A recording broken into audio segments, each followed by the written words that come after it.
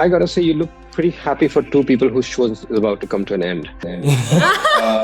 That's funny.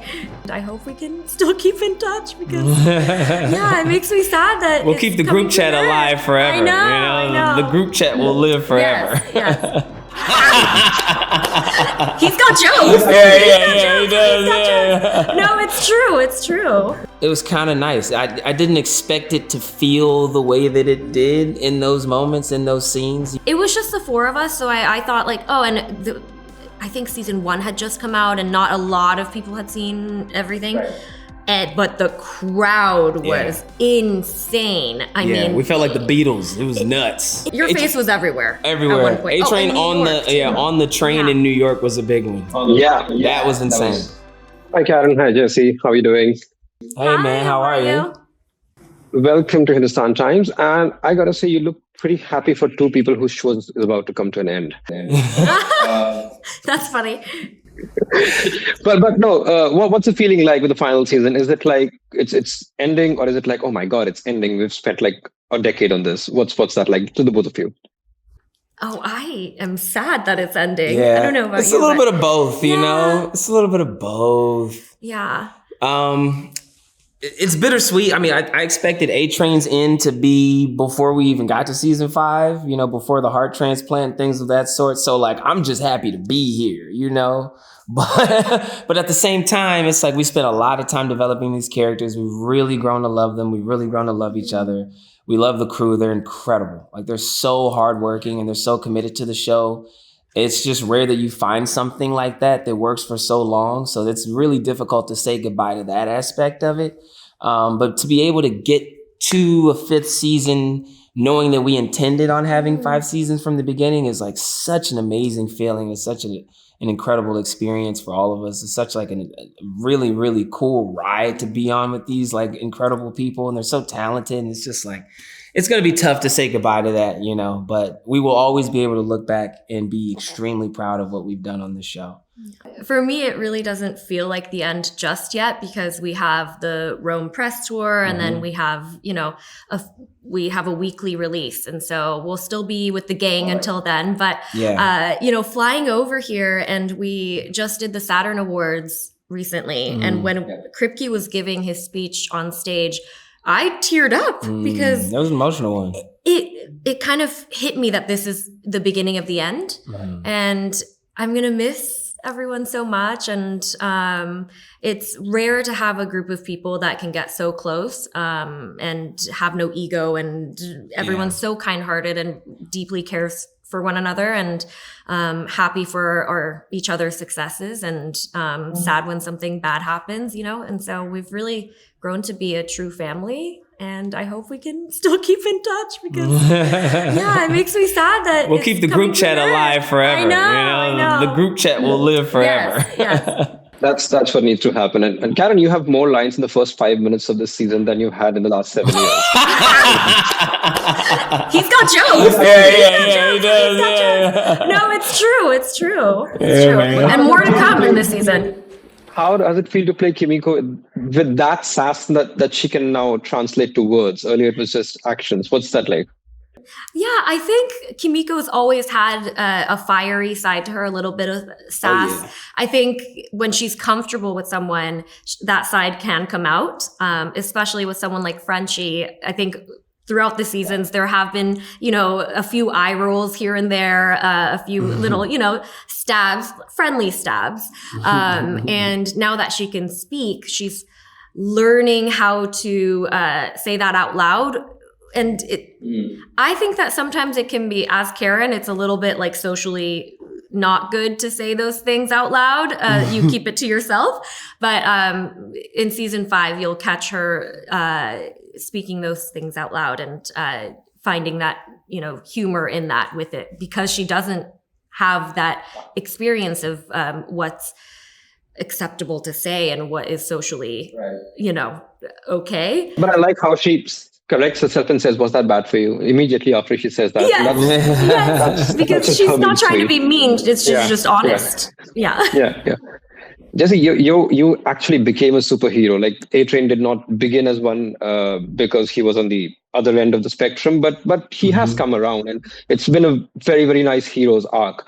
What was like playing that? Well, thank you. It's fulfilling, you know. It was A-Train pretending to be super for a long time, and then eventually choosing to do the superhero thing, you know, and put other people first, and actually make an attempt at saving lives and doing good and all the things that he preached and praised for so long. And it was kind of nice. I didn't expect it to feel the way that it did in those moments, in those scenes. You know, it was much prouder moments for him.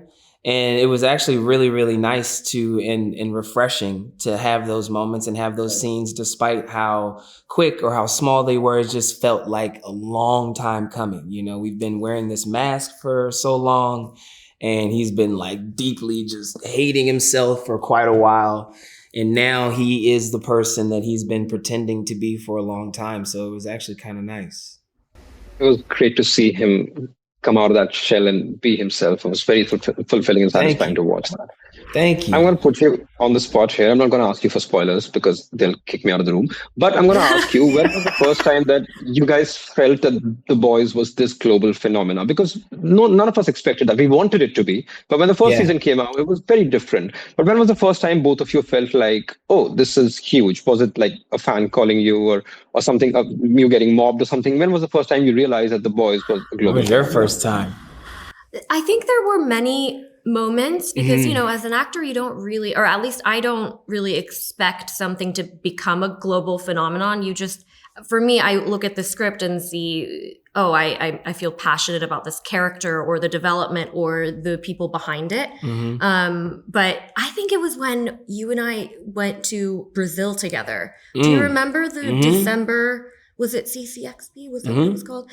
And I think it was just us, Aaron and Ant. And we were on the omelet stage, I would like to say. It was one of the stages. You mean like the big, when it was like elevated and we walked out to the... Huge, it was just the four of us. So I thought like, oh, and I think season 1 had just come out and not a lot of people had seen everything. Right. But the crowd was insane. I mean, we felt like the Beatles. It was nuts. It was insane. I'm telling you, the Brazilian fans come through. Yeah, they do. They really come through. And so we love them. Yeah. That was a big moment for us, I think. What about you? I think the first time I felt like the show was a phenomenon, it was actually like those moments came a little bit later. The first time for me was like a much smaller moment where I was in the mall in Toronto when we were filming season 2. Season 1 had just came out, and I stopped to ask someone for directions. And I like asked a cop, I was looking for the Apple store, and I asked a cop for directions, and like he looked at me like, I don't know, I thought I was in trouble. I was like, uh-oh, I didn't recognize the look that he gave me, and he flipped out like in the mall. And I was like, just the least expected person to have that exchange with in that moment. It just really caught me off guard. And then a lot of those started to happen. You know, it's just like, you walk by a group of high school boys and you're like, they might know the boys. But then there's just the groups that you really don't expect to see that from. When those started coming in, that's when I said, oh, this show is different. Well, I also have to point out the amazing the marketing that your character did. A-Train on school buses. Oh my gosh. I had an Amazon package delivered to my house. Totally unrelated to the boys. I think I bought like maybe, I don't know, like paper towels or something. And then the box. And I delivered them. I know. The box had a huge thing of a sticker of A-Train just, you know, looking all cool. Yeah. And I was like, wait a second. Is that Jessie on my box? Yeah. And so I feel like your face was everywhere. Everywhere. At one point. A-Train on the train in New York was a big one. That was insane. That must have been a very surreal moment for you, right? Oh yeah, absolutely. I thought it was just like a digital thing that people had done at first. So, you know, like I was like, oh, okay, that's cool. That, you know, they're putting, and then I realized that people were going on the train and seeing it and taking pictures with it. And like, there were people who were messaging me saying like, hey, we're going to go into the city to find this train. And like, I was like, that's crazy. That's awesome. Yeah, it was awesome. That is really cool. It was a really cool moment. Tom Cruise has not been on a train, but you have, so there's that. There's that. There is that. Yeah. I'll end it with one final question to Karen. And we met for season 3, and that was like 3.5, 4 years ago, you and Claudia. And we spoke about how the representation of women has changed in action shows, something like this, where you guys would be the butt of jokes in the 90s, and now you're just kicking butt. How important do you think something like The Boys has been in changing that in the 21st century? Good question. Yeah, I think, we've done a really good job of giving power to the women in the Boys universe. Ashley becomes vice president, and Starlight becomes, Annie. And I think that is sort of an upgrade as well, because it's representative of the fact that she stuck to being true to herself and what she believed in. And it's the same with Kimiko. True power. Yeah. Yes, exactly. Yeah. Yes. And it's the same for Kimiko as well. She's done a lot of